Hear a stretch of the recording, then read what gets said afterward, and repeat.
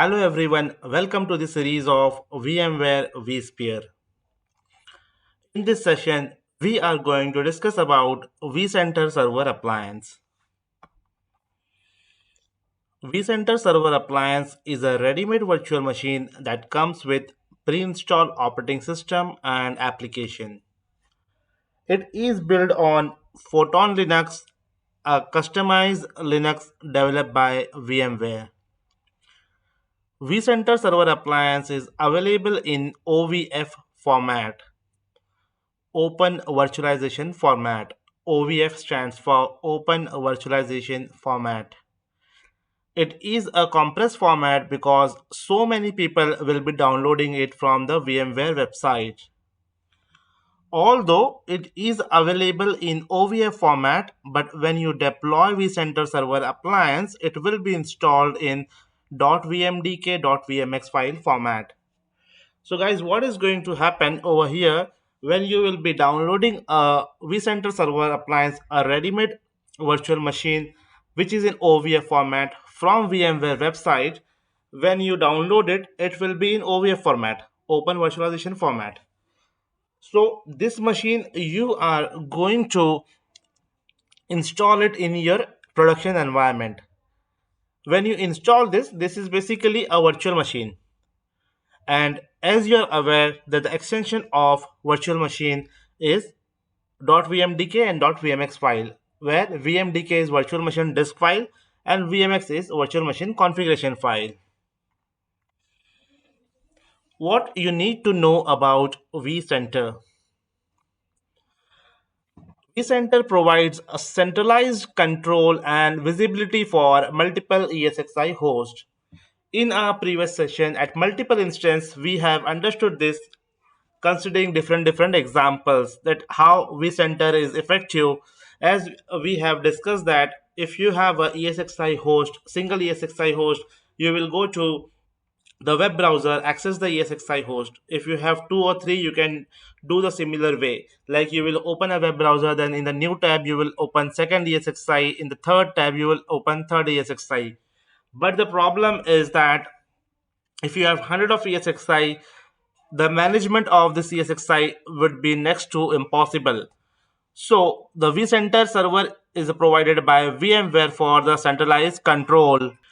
If you remember, we have also discussed that let's by considering an example that if you have a ESXi host open in one tab, then the second ESXi host open in second tab.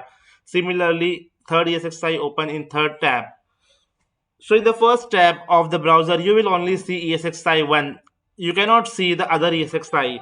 So you will not be having a visibility of the ESXi host. So if you don't have a visibility, you won't be able to do a live migration where you will define that where you have to shift this particular machine to another ESXi. That is not possible. This visibility can be achieved for the multiple ESXi host using a vCenter server appliance.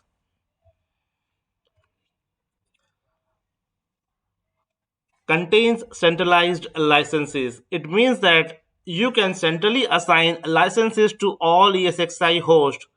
You don't need to add licenses in each and every ESXi host one by one. You can assign the licenses to the ESXi host centrally through a vCenter server appliance. So when you will be going to VMware for the licensing, at that time what is going to happen? Let's suppose that you have 100 ESXi hosts running in your environment. So VMware will not give you 100 license keys. It will give you one key which will be having 100 ESXi host licenses. So on the vCenter server, you can define this, you can assign these licenses. You don't need to go to each and every ESXi. So just imagine how much easy the work is done using a vCenter server. Within a single place, you can assign the keys to 100 of ESXi host. And we have seen this as well that vCenter is necessary for most advanced feature of vSphere. Without vCenter, you cannot use the advanced features like vMotion, svmotion, high availability, load balancer, fault tolerance, distributed resource scheduler, that is DRS.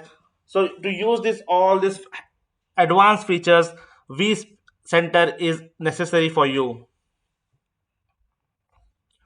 Let's discuss about vCenter server benefits.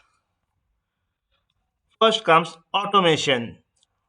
Consider you have created a virtual machine in one of your ESXi hosts, and now you need to make live, or let's say you want to power on the machine daily at night 2 a.m. So, will you do this job daily night? Like you will keep one of your engineer to do this job daily? No. VMware says that you can add this job to a scheduled task, and if you put this to a scheduled task, automatically this server will power on as per the scheduler. So using automation, you can schedule different multiple jobs in VMware. Your vCenter server is highly scalable and it supports up to 2500 ESXi hosts and 1000 of virtual machines in ESXi host. vCenter server has the visibility of all the ESXi hosts and virtual machines running inside ESXi host. Even the vCenter server has a visibility of network and storage. Let's discuss about the hardware requirement for deploying vCenter Server Appliance.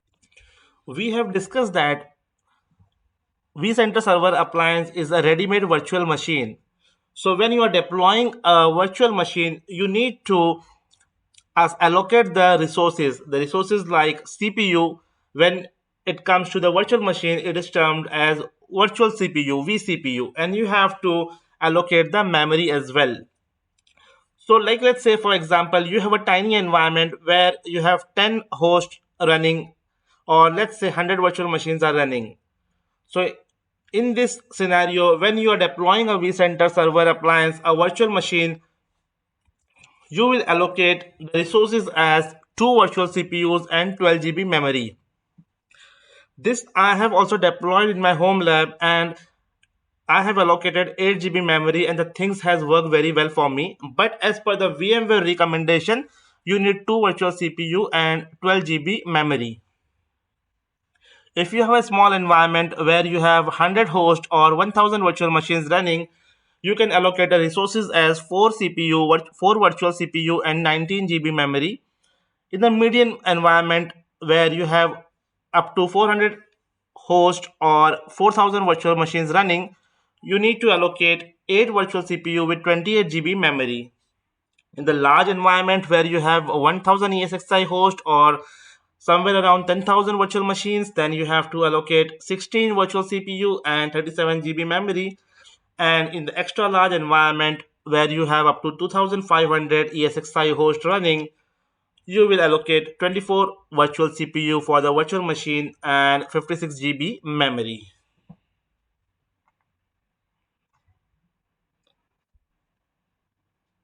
Let's discuss something very important over here. vCenter Server Appliance is a pre-configured virtual machine that is optimized for running vCenter server and associated services. Let's elaborate more about this. What are associated services? See guys, in the older version of vCenter server, whenever you were deploying vCenter server, there were two options. What were the two options? The option number one was called embedded. Embedded, what is embedded? See, when you select the embedded option over here, you were deploying a vCenter server, single sign-on, and all other vCenter services together on one server. At the same time, you were given second option also, that was platform service controller. Using this option, vCenter was in separate machine and single sign-on, federation service, authentication service, and all other services were on different server. It was on separate server in other VM.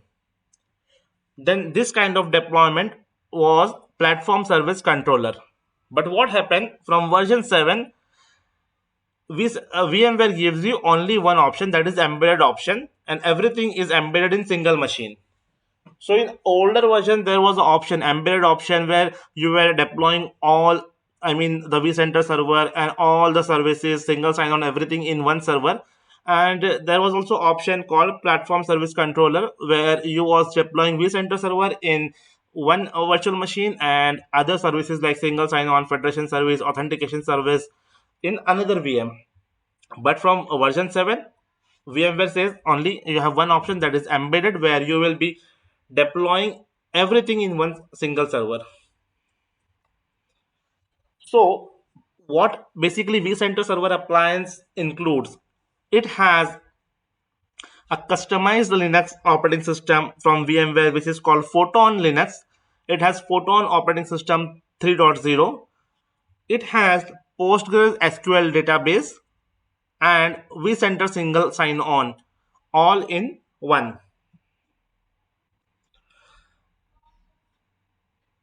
So let's discuss about vCenter single sign-on feature. It uses vSphere.local as a default domain. When you create a vCenter server, you will be using vSphere.local as the default domain, but it can be changed. Say, like if you want to change it to vSphere.NoNetworks, you can change it. But by default, the domain uses vSphere.local. It can authenticate users from its own internal user and group. So it has its own local directory and the users can be created locally, and the vCenter can authenticate user from its own internal user and group. Additionally, it can be connected to a trusted external directory services such as Microsoft Active Directory. You can integrate your Active Directory with the vCenter, and instead of creating a user again in the local vCenter server, you can authenticate using the Active Directory, and the users which are already available, the administrator will use their Active Directory user and they will do the authentication on the vCenter server. This all things whatever we are discussing, in the coming time, in the coming sessions, we will be performing a hands-on lab and we will be justifying each and everything whatever is written over here on the slide.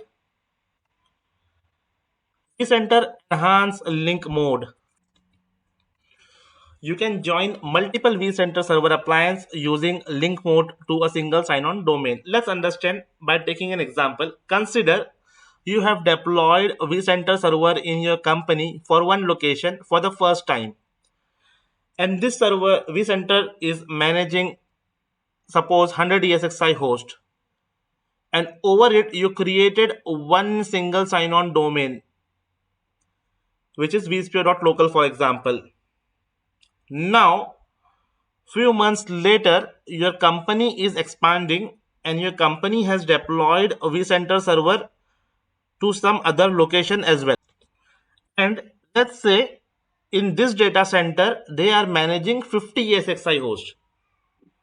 See the existing one, the older one, we have taken example. Let's say you have deployed over the 100 ESXi host was already running. Now your company has expanded. You have deployed the vCenter server on another location as well, where you are managing up to 50 ESXi host, for example. So when you are deploying vCenter server appliance here in this location, as usual, it will ask you whether you want to create new single sign-on or you want to join the existing SSO, which is vSphere.local. So what is the benefit of this? Benefit of link mode is logging to one vCenter server. I can view and log into any vCenter linked to this domain. It allows you to log into any vCenter server and view other vCenter server system in the group. So this is basically a added advantage. So what is the advantage? Now let's say, for example, we have seen vCenter server. Using vCenter server, you can manage up to 2500 ESXi hosts from one place. Now I have given one example that your company has expanded. You have two vCenter server. You may have 10, 20 vCenter server. So what will happen? You have to log into one vCenter server, two vCenter server, third vCenter server, up to 10 vCenter server. Instead of that, you can use this feature, enhanced link mode, and you can log into one of your vCenter server, and using that you can have a view of all the vCenter server in the group.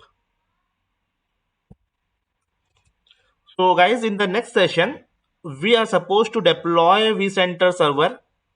And remember that whenever you want to deploy vCenter Server Appliance, you must download it from VMware website.